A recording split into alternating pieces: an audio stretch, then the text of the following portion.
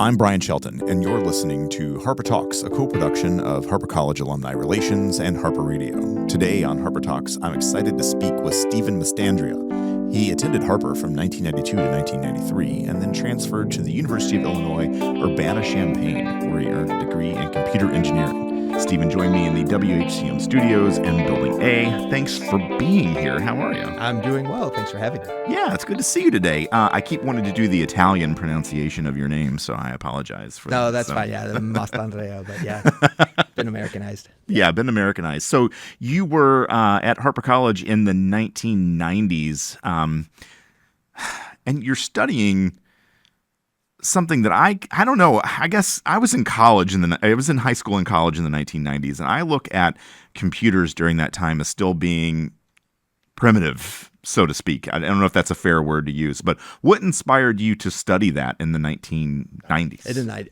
So going through high school, I was very interested in math and science and computer programming, and so took some computer programming classes in high school. Really liked it.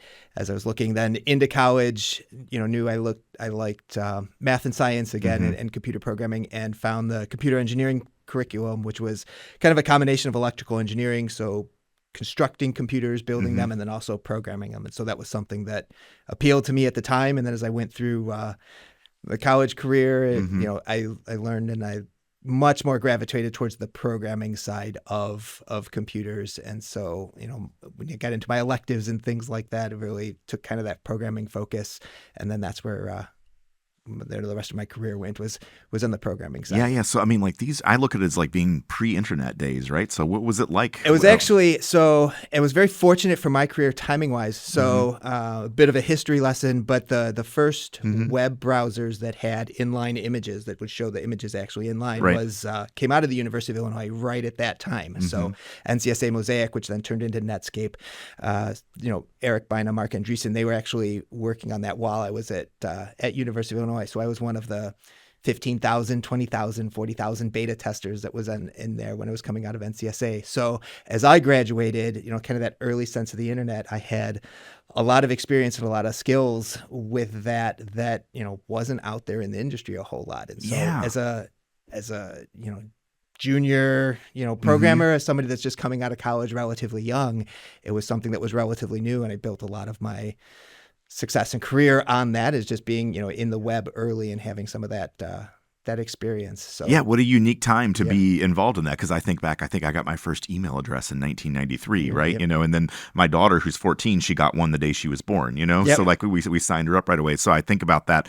I talk to students about that when we're talking about the early days of the internet and the introduction to mass communication courses at college, and they have been born with cell phones, right? And so they don't grasp this concept at all, that there was a time before the internet. Or before, how prevalent it is. So, when I was at University of Illinois, if you wanted to check your email, if you wanted to log into the servers or anything, it was all dial-up. So our dorm was one of the first dorms that had actually hardwired, ISDN, which is, so archaically slow now with everything, but it was one of the first dorms in 1993, 1994. So it was a very different shift. But then again, as the internet as we knew it, grew with all the images and the inline images and things like that, then that's where the bandwidth needs continued to come about, and then continued to grow in the expansion and the investment from all the corporate infrastructure, and grew from there. Just shows you how advanced that school was because of its focus on what you were studying. Because in 1993, I had to go to a special hallway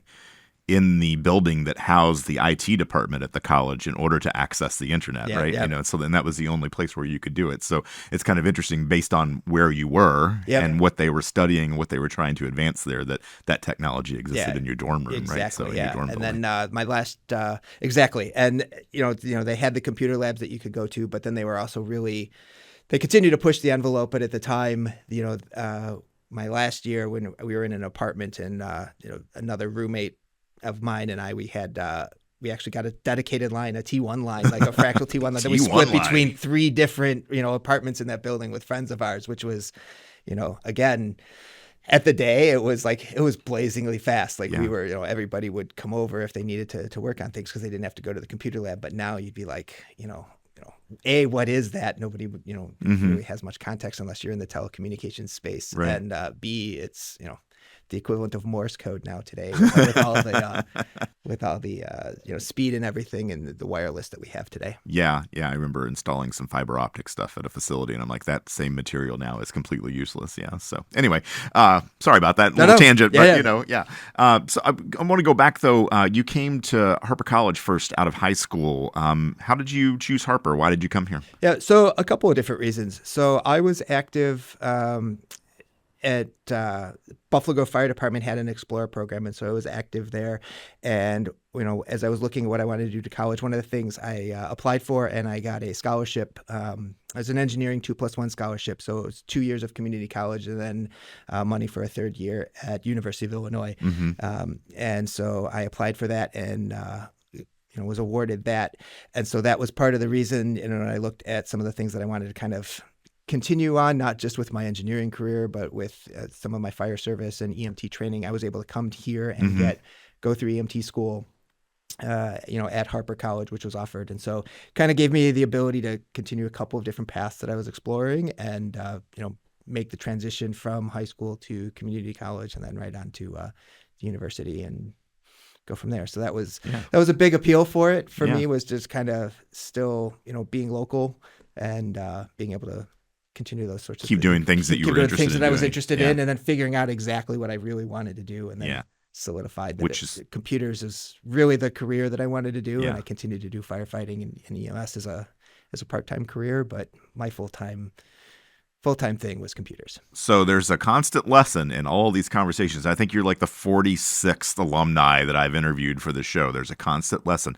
Come to community college, figure out what the heck it is that you want to do with your life, and then transfer off to wherever it is that you want to go, because you're going to blow a lot of money at that other school trying to figure out what it is that you want to do. Right? Yeah, exactly. Or you take advantage of what's out there. I think community college is an option for a lot of people. Like you can go through if you're not sure what you want to do, or if you want to try multiple things, and then you can certainly do that. So absolutely. Yeah. What was campus like in the 90s? Very different. I think we just did a tour with the alumni group not too long ago. I think if you walk around today, if you find any really, really old building that hasn't been renovated, those are the things that look familiar. I was like, oh, that looks familiar. Everything else is like, this is new, this is different, this is. So it was smaller for sure. I think from an actual programming perspective, it was interesting. So AP credits and everything was still relatively new too, to where it was a little bit more conversations with counselors and conversations on what it is and kind of what applies and kind of what your paths are than today. I think there's so much more information. Certainly the computer, everything is online and electronic from, all the classrooms and everything else, which is, for me would be phenomenal because, it's what I'm in. But the rest of it was, like I said, relatively smaller, but there's still pieces that look, it's like, this is pretty familiar and pretty much the same, but bigger and much more expansion. Yeah. Alumni always recognize the student center because it hasn't changed in 50 years. Yeah. It's like, oh yeah, that's I know this building. I've been here. I've been this building. I know where the bathroom is. That's right. Yeah, exactly. Yeah.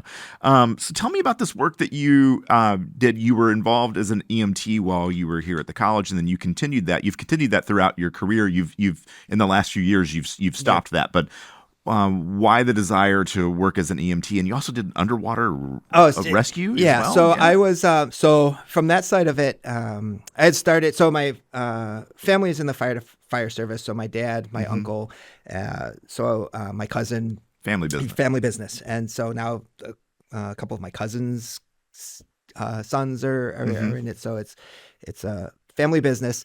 But so I've always been exposed to that and interested in it. I started with the Buffalo Grove Fire Department had an Explorer program, which was a division of the Boy Scouts. Basically, try it out, and I tried it out, and I loved it. It was something that I was always interested in, and so as I went through it, I wanted to go through EMT school. I wanted to do fire service in some way. I went down to the University of Illinois, and there they had there's a student organization called Illini Emergency Medical Service that I volunteered my entire time there, which did EMT. EMS services at all football games, concerts, volleyball games, sporting events, everything except Assembly Hall, which is basketball. So, but I've been to every football game, multiple concerts, right? And all of that was free if you're working. And so really enjoyed that. Left, when I graduated from University of Illinois, I came back, started working. I worked at Northwest Community Hospital for a little while in the emergency rooms and in the treatment centers before I went to the Village of Mundelein, and I became a part-time firefighter, paid on-call firefighter for Mundelein, which I did for 13 years. Mm-hmm. So as part of that, that's where I was doing the fire service, EMS, and then I was CPR instruction. I was on the Lake County dive team for several years, so underwater and recovery diving. So yeah, it's always one of those things that was there as kind of an also thing I was interested in, and fortunately, I was able to continue that and be able to do that as a part-time career. I always call it still a career because it's a lot of investment and a lot of work, but also a lot of enjoyment. But I liked the work. I liked the. You find that public service rewarding? I did. Yeah. It's really rewarding. I loved teaching. I liked helping people, and just it was really good. Ironically, a lot of times I would call it my stress relief. Yes, which sounds surprising, but like from the day-to-day job, but just to be able to do that and I think, as I've gone through and I've reflected back, there's a lot more overlap between the two careers than one would think. And so one of them has helped the other, a side of my career, and kind of back and forth, and fed ideas from one, whether it's leadership or whether it's operational management. We do a lot in the computer side. If we have, production issues and things like that, because we're 24/7 service. So it's like, what do we do if there's incidents and we have to respond to things? And it's like, well, boy, that's, fire service, right? Same the bell thing. Rings, and all of a sudden you're doing this, and here's how we do that. And so kind of shifting between those two. So it's really helped me in each of my careers. Kind of helping the other is kind of fed to it. So great. So you are in your current position, you're vice president of engineering for a company called Vibes. Correct. Yep. What do you do? What is Vibes?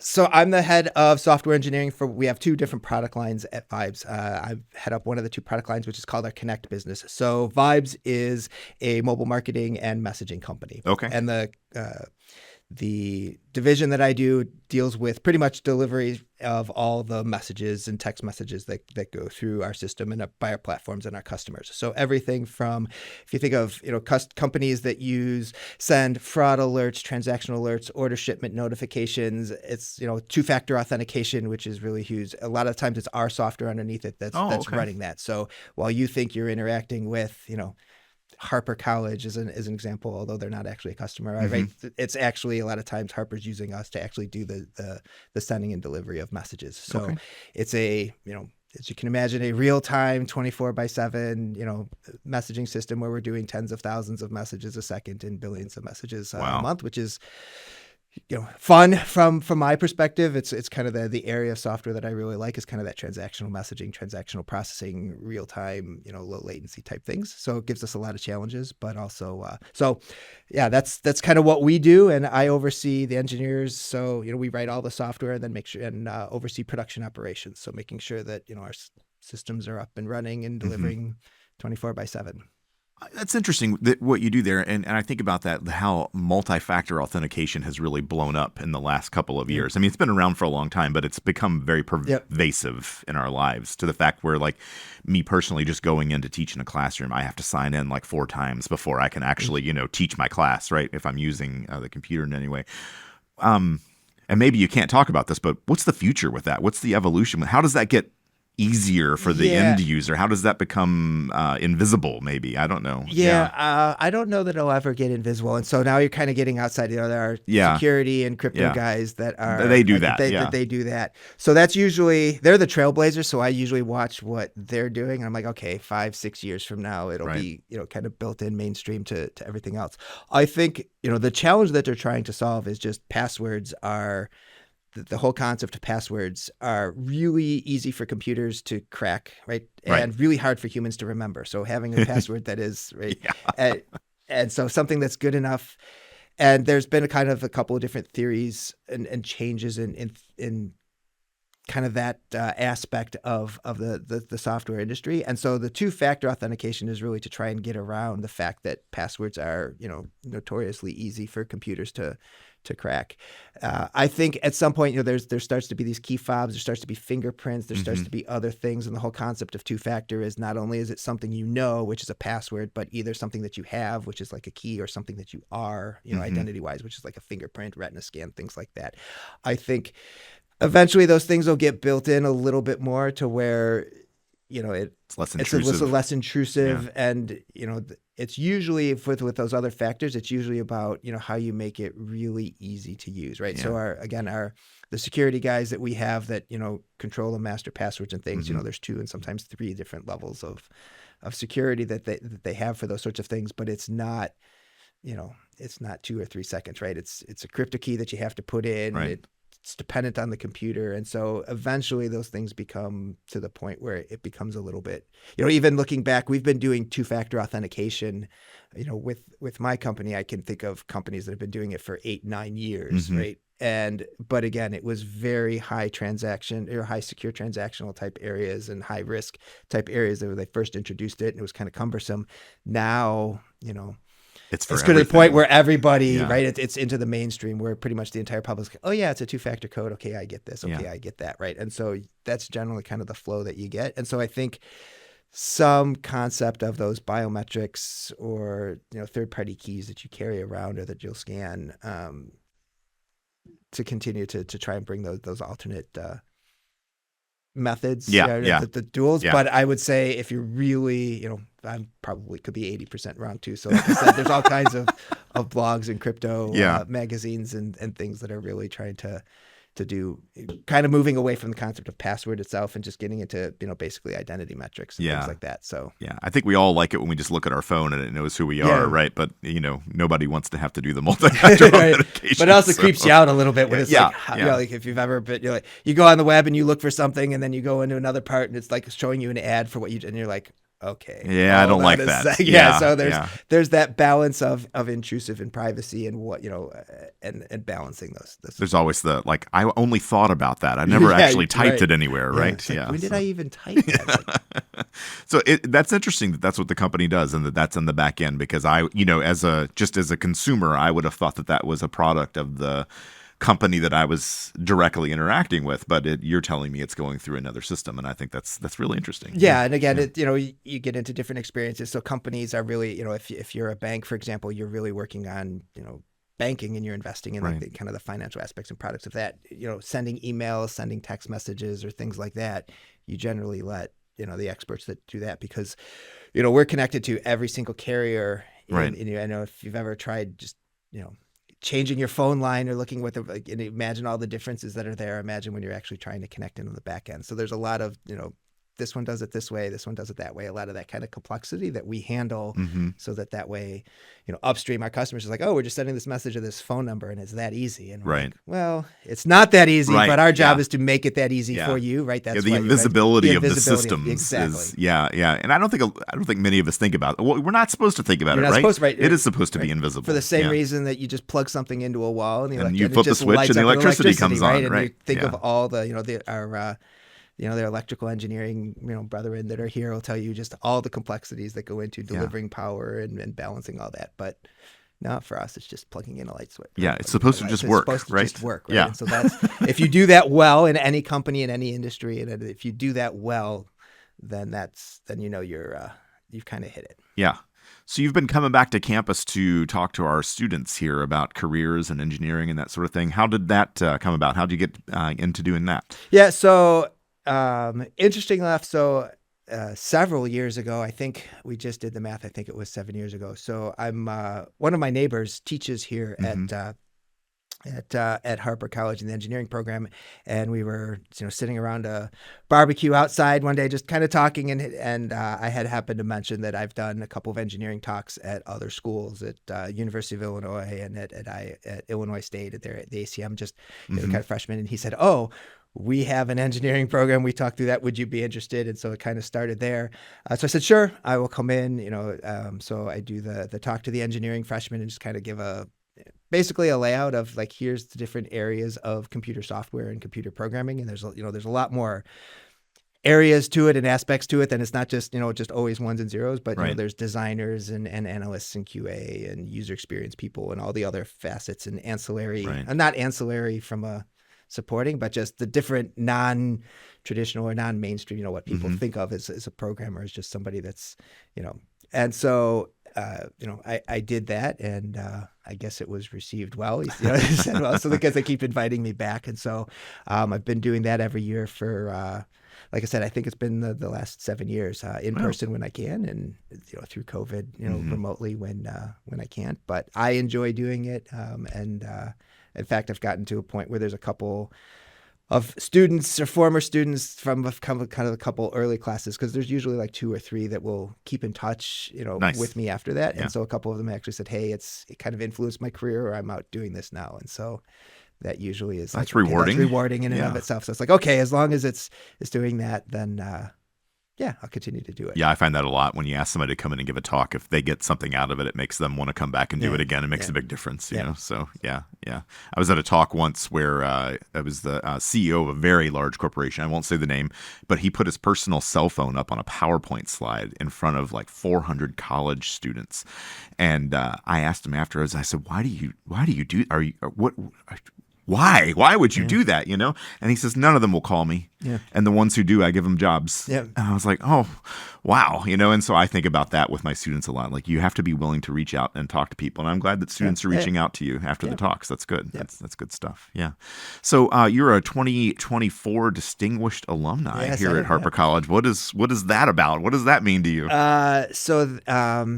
It was actually, it was a huge honor. So it was, again, Chris, who, I was working with, he was the one that first suggested it and said, hey, would you be, interested in this? I'd love to kind of recommend you. And, when I first heard it, I was like, normally when you hear those, you think like, I haven't done anything, like I didn't, cause cancer or anything like that. Yeah. And so, but after, thinking through it a little bit more, and, he, said, I think you'd be, a great candidate, and recommended me. And so I was, fortunate enough to receive the award this year. And I think it just kind of helped, as I thought about it more, just kind of reflect on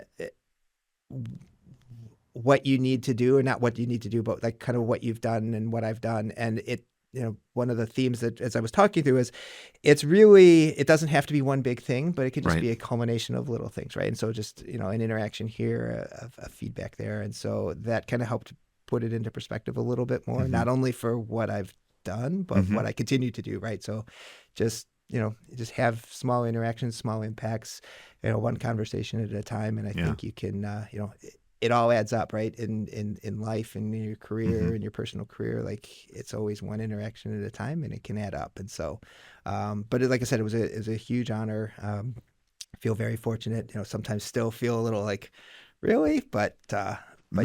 Yeah, I'm distinguished. I know. It's like, boy, it's like somebody, me. Yeah, it's like if I'm the standard, then if he can do it, anybody can. Right. Yeah. Was it Groucho Marx that said I wouldn't be in any club that would have me as a member? Yeah. No. We're proud to have you as a member of that group. So, you're talking about it a little bit there, but I always ask everybody who comes in to do the podcast, what advice do you have for either someone who's thinking about coming to Harper College or someone who's here? What's the advice that you would give them? What's the follow through? Boy, I think the biggest thing, just in general, right? Because a lot of advice is kind of contextual or specific to individual. I think the biggest things are the 2 biggest things that I think are pretty universal. One is never stop learning, and not just learning in whatever you're doing, but the ancillary. As I look back, I use a lot more. I wish I took more psychology, in college now, because, being in the computer science realm, it's very analytical, it's very mathematical, but I think there's the whole user experience aspect of software and interactions and human behavior that there's a lot of things that are just not rational. In fact, humans are never rational, right? And anybody that designs the system assuming a rational human is, usually very wrong. right? Just how you interact, and so a lot of the designs, a lot of the applications that make it intuitive. So I wish I took a little bit more of that, but the economics I took economics and things like that has really helped. So I think never stop learning, and never, don't underappreciate the core curriculum or some of the other classes, because those loose aspects, bring a lot to creativity, bring a lot to innovation.